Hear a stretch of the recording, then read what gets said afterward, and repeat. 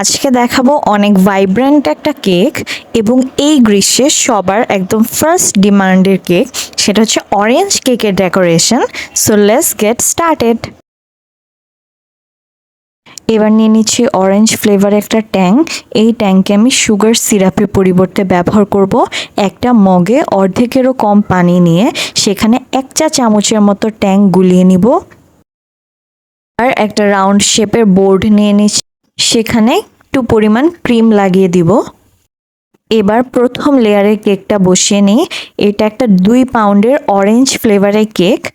আপনারা যদি অরেঞ্জ ফ্লেভারের কেক কিভাবে বানাতে হয় সেটা না জানেন এবং রেসিপিটা দেখতে চান, আমাকে কমেন্টে জানাবেন। এবং এর উপর দিয়ে দিচ্ছি আমার সেই ট্যাঙের সিরাপ। পুরোপুরি ঠিকমতোভাবে দেওয়া হয়ে গেলে আমরা দিব অরেঞ্জ ক্রিম, সেটাকে ঠিকমতোভাবে সেট করে নিব। এবার কিছুটা ট্যাং আমি এর উপর ছিটিয়ে দিব। এবার দিয়ে দিব বেশি করে হোয়াইট চকলেট চিপ।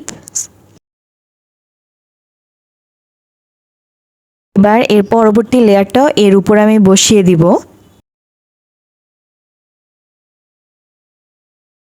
আবারও বেশি করে সেই ট্যাঙের সিরাপটা দিয়ে দিব।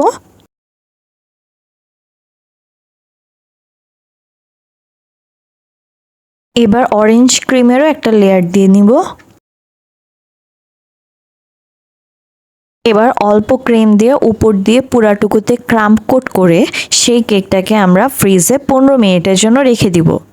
15 মিনিট পরে ফ্রিজ থেকে এনে এবার তার উপর বেশি করে ক্রিম দিয়ে আমরা ফ্রস্টিং করে নিব।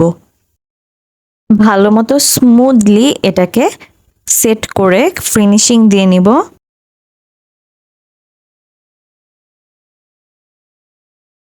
একদম স্মুথ হয়ে গেলে এরপর আবার আমরা 15 মিনিটের জন্য এটাকে ফ্রিজে রেখে দিব। 15-20 মিনিট পর সেটাকে ফ্রিজ থেকে বের করে আমরা আমাদের ফাইনাল ডেকোরেশন শুরু করব। একটা খাঁজ কাটা স্ক্র্যাপার দিয়ে সেটাকে সুন্দর মতো টেনে দিব। এবার উপরেও একদম সেট করে দিব ঠিক মতো। এইবার এই কেকের উপরে দিয়ে দিব অরেঞ্জ কালারের গ্লেজ। চারিদিকে সুন্দর করে এভাবে ঢেকে দিতে হবে।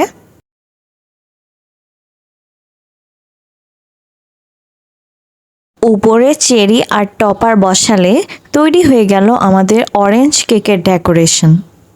এই গ্রীষ্মের গরমে এই কেকটা দেখতেও যেমন রিফ্রেশিং লাগে, খেতেও খুবই ভালো লাগে। আমাদের কাছে এই কেকের ডেকোরেশনটা কেমন লাগলো, let me no in the comment section. সাথে থাকার জন্য ধন্যবাদ সবাইকে।